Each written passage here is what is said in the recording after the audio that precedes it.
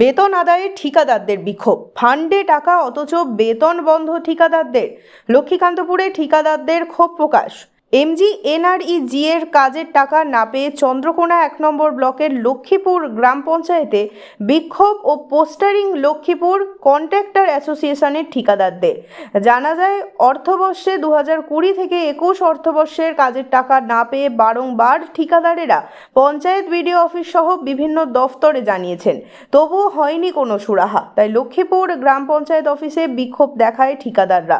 বিক্ষোভের পাশাপাশি পোস্টারিংও করেন তারা। পোস্টারে লেখা, ফান্ডের টাকা, ওন ফান্ডের টাকা মফিজুলকে দেওয়া হলো কোন স্বার্থে?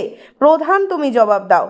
অবৈধভাবে ফান্ডের টাকা মফিজুল নামে এক ঠিকাদারকে দেওয়া হয়েছে কেন, এই প্রশ্ন তুলে পোস্টারিং করেছেন তারা। দ্রুত তাড়াতাড়ি তাদের সমস্যার সমাধান না করা হলে আরও বৃহত্তর আন্দোলনে নামবেন বলে এদিন এমন হুঁশিয়ারি দেন ঠিকাদাররা। এ বিষয়ে লক্ষ্মীপুর গ্রাম পঞ্চায়েতের প্রধান উমা হাজরা জানতে চাওয়া হলে তিনি ক্যামেরার সামনে কোনো প্রতিক্রিয়া দিতে চাননি। তবে তিনি জানান, নিজেদের মধ্যে একটি ভুল বোঝাবুঝি হয়েছে, সমস্যার সমাধান হয়ে গিয়েছে। ঘটনা বলতে বিগত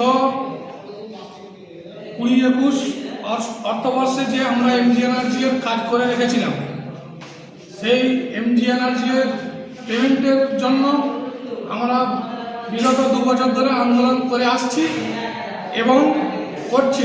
আজকে আমাদের লক্ষ্মীপুর অঞ্চল, যে অঞ্চল থেকে আমরা কাজ করেছিলাম, সেই অঞ্চলে আমরা বিক্ষোভ দেখিয়েছি। কারণ যে আমাদের পঞ্চায়েতের নিজস্ব ওন ফান্ড থেকে একজন ঠিকাদার, হুগলির মফিজুল খান সম্ভবত নাম, তাকে পেমেন্ট করা হয়েছে বেআইনিভাবে। যদি পেমেন্ট তাকে করা হয়, আমাদেরকেও করতে হবে, না হলে আমরা সমস্ত আজকে যে প্রধানকে আমরা লিখিত আকারে দিচ্ছি, যদি না আমাদের পেমেন্টের কোনো সুরাহা মিলে আমরা বৃহত্তর আন্দোলন করব। এবং আমরা আমাদের যেহেতু একটা এমজিএনআরজি এর ইউনিয়ন আছে, রাজ্য থেকে, জেলা থেকে, ব্লক থেকে এবং পঞ্চায়েত স্তর পর্যন্ত সমস্ত ইউনিয়ন আন্দোলন করছে, আমরাও এখানে করছি। আমরা আজ 4 বছর হতে চললো, কোনো রকম কোনো পেমেন্ট মিলেনি। যে যার সব জমি জায়গা বিক্রি করে কাজকর্ম করেছে, একটা পেমেন্ট হয়নি। আজ ঠিকাদাররা সুইসাইড করছে, অনেক জায়গায় আমাদের ঠিকাদার বন্ধুগণ সুইসাইড করেছে। কতজন ঠিকাদার আছেন এবং কত আমাদের এখানে 21 জন। কত টাকা বকেয়া? প্রায় আনুমানিক 2 কোটি টাকা। আমরা সমস্ত লক্ষ্মীপুর জিবির সমস্ত এজেন্সি এখানে আজ আমরা উপস্থিত হয়েছিলাম। মোটামুটি আমরা 20 থেকে 21 জন মেম্বার আছি।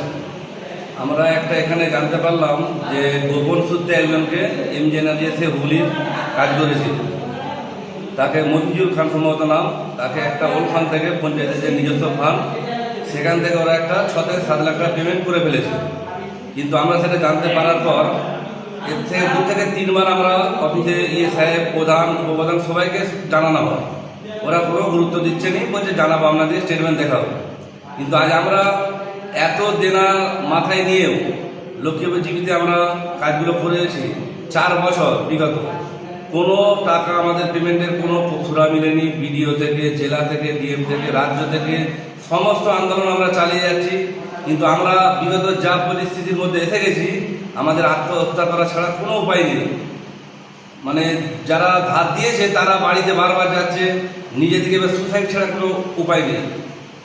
কতজন আছেন এরকম? আমাদের এখানে মেম্বার আছি মোট 21 জন। এমজিএনআরজি এর কাজ করেছে আমরা 15 জন। কত টাকা বকেয়া সবার? 2 থেকে 3 কোটি আনুমানিক। কোনো সুরা মিলছে নি, বারবার বলা সত্ত্বেও কোনো কেউ গুরুত্ব দিচ্ছে না। কিন্তু আমরা এবার বৃহত্তর আন্দোলন যেতে রাজি আছি। অফিসে চাবি দিতেও হতে পারে, কিন্তু আমরা রাস্তা অবরোধ করবো, সেরকম আমার একটা কমিটি আলোচনা চলছে। কিন্তু আমাদেরকে মানে কোনো একটা সুরা মিলতে হবে। রাজ্য সরকারের কাছে আবেদন, রাজ্য কেন্দ্র সব জায়গায় আমরা যাচ্ছি, কিন্তু কোনো জায়গায় সুরা মিলছে না। এই কারণেই পঞ্চায়েতে পোস্টারিং এবং বিক্ষোভ। হ্যাঁ, আজ আমরা সবাই সিদ্ধান্ত নিয়ে এসেছিলাম যে আমরা আজকে প্রধান উপপ্রধান সাহেবের মুখ থেকে জানতে চাইবো যে আমাদের পেমেন্ট না দিয়ে অন্য একজনকে পেমেন্ট দেওয়া হলো কী কারণে, সেটা জানতে চাই। ওনারা আমাদের টাইম দিয়েছে 1 সপ্তাহ, সেই তারপরে আমাদের স্টেটমেন্ট ওরা দেখাবে। এই কারণেই বিক্ষোভ। এই কারণে আমাদের বিক্ষোভ। আজকে আমরা এখানে লিখিত আকারে একটা আমরা দিয়েছি প্রধানকে ডেপুটেশন, ওরা চিন্তা ভাবনা করে আমাদের 1 সপ্তাহের মধ্যে জানাবে বলেছে।